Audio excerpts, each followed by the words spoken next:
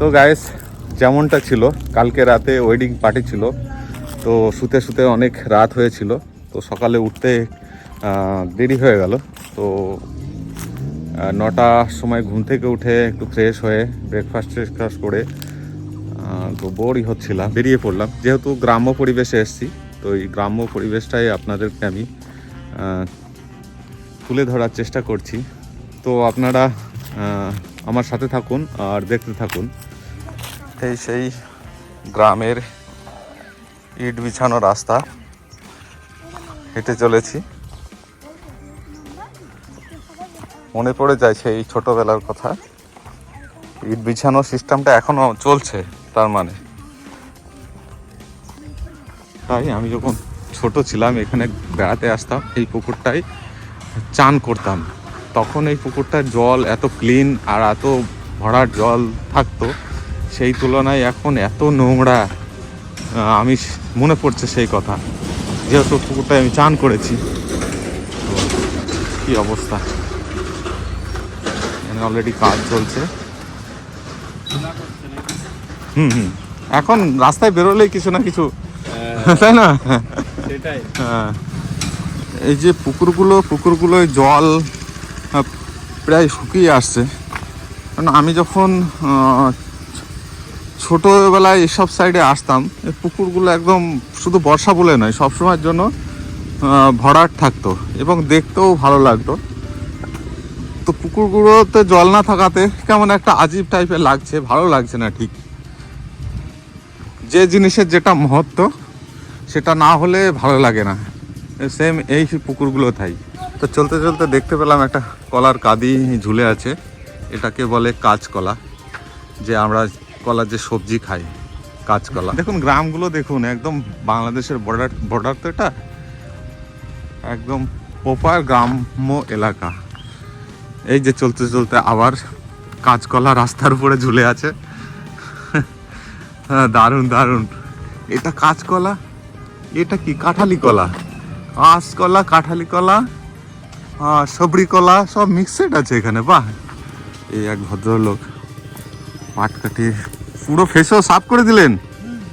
দিয়ে কি মানে কোনো কি কাজে লাগবে? পানের বরজ না?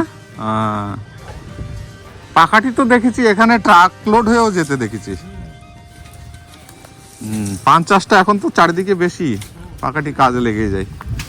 বাড়িতে বসেছিলাম, একটু বেরিয়ে বেশ ভালোই লাগছে। তো এইগুলো হচ্ছে মশাল, গরুর যে গোবর হয় সেই গোবরটা এই পাকাটির সঙ্গে জয়েন্ট করে মশাল তৈরি হয়। এগুলো আপনার উনুনে কোনো কিছু রান্না ফান্না করলে বা এই করলে উনুনে জ্বালানি হিসাবে কাজে দেয়। এই যে এগুলো ঘুঁটো, তো পাকাটির সঙ্গে যে ফেসও লেগে থাকে যে এগুলো, সেগুলো ক্লিন করে গাদা মেরে রেখেছে, যেটা উনি বললো যে পানের বড় যে কাজে লাগে। হ্যাঁ, পাটকাঠি কত কাজে লাগে দেখুন। পাটকাঠির বাড়ির বাউন্ডারি দেওয়া হয়েছে, বেশ সুন্দর লাগছে। পাট চাষ হয়, যার জন্য দেখুন পাকাটিগুলো জ্বালানির জন্য সব গাদা মেরে রেখেছে। কাছ থেকে দেখিয়ে দিই আপনাদের, এই বিএসএফ এর রাস্তার পাশ দিয়ে আমরা এই ইট বিছানোর রাস্তাটা দিয়ে যাচ্ছি।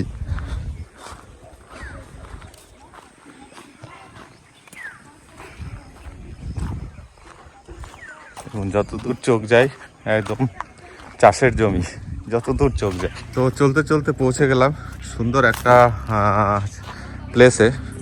তো এখানে একদম কুল গাছপালায় ভর্তি একদম। এই যে একটা নিম গাছ, এই নিম গাছটার একটা ঐতিহ্য আছে। এই জায়গাটার পরিবেশটা একদম কুল। তো এখনও সেইভাবে গরম পড়েনি, যার জন্য অত মানুষজন দেখা যাচ্ছে না। এই যে দু একটা ছেলে গেম খেলছে, তো বাচ্চা ছেলেদের কাজই গেম। এখানে একটা মন্দির আছে, সেটা আপনাদেরকে দেখাচ্ছি। এটা হচ্ছে চাচা ফকিরের মন্দির।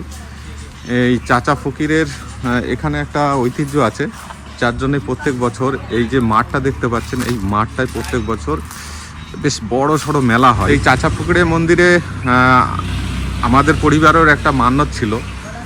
আমরা গত 1 বছর আগে এখানে খিচুড়ি ভোগ দিয়ে গেছিলাম। গ্রামের সকল এখানে এসে বসে খিচুড়ি ভোগ খেয়ে গেছি, আনন্দ পেয়েছিলাম। গ্রামের মানুষকে ভোগ খাওয়াতে পেরে।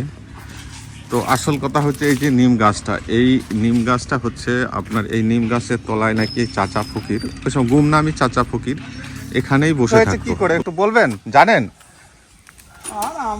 যা ছোট্ট করে, বেশি না, ছোট্ট করে। মানে এত মানুষ মানে কেন চাচা ফকিরকে? কোনো তো চোখে দেখে নেই, তার কি বলবো বলেন। হ্যাঁ, তবুও মানে চাচা ফকির কেমন ভাবে এসেছিল, কিভাবে মানে মানুষের, আমরা তো বলতে পারবো না। পারবেন না? এ বাবা, গ্রামের একটা ইয়ে হয়ে বলতে পারবেন না যে তাহলে কি? এইভাবে আমরা দেখছি। হ্যাঁ, কোন তো একটা গুমনামি বাবা এসেছিল। হ্যাঁ, আমরা এইভাবেই দেখছি, আমরা এইভাবেই চলছি, ও এইভাবে চলছি, মানে আমরা সেই ছেলেমেয়ের কাছে এইভাবে দেখছি। ও গাছ এইভাবে ভেঙে গেছে। আচ্ছা আচ্ছা, ও আমি শুনেছি নাকি এখানে নাকি কোনো কিছু মানে কেউ যদি চুরি করে তার নাকি মানে কিছু না কিছু নোকসান হয়ে যায়। ও, তো এখানে কোনো কিছু আইটেম যদি কেউ চুরিও করে তো সে রিয়াকশনটা পেয়ে যায়। এই চাচা পুকুরের এখানে অলরেডি তৈরি করাই আছে। তো এটাতেই বোঝা যাচ্ছে যে এখানে ভোগ যার যেমন মান্নাত থাকে, তো এখানে ভোগ টোগ রান্না হয়, তো মানুষকে ভোগ খাওয়ানো হয়। আমার ঠিক সামনেই এই যে বাম্বু ট্রি, এগুলো বেশিরভাগ গ্রাম অঞ্চলে দেখা যায়। তো আপনাদেরকে আর একটা জিনিস দেখাচ্ছি, আমি যে রিলেটিভের বাড়িতে এসেছি, রিলেটিভের বাড়ির একটা পুকুর, এই যে ওই পুকুরে চানও করে, ছোট্ট একটা পুকুর, এখানে মাছ ছাড়ে, মাছ চাষ হয়।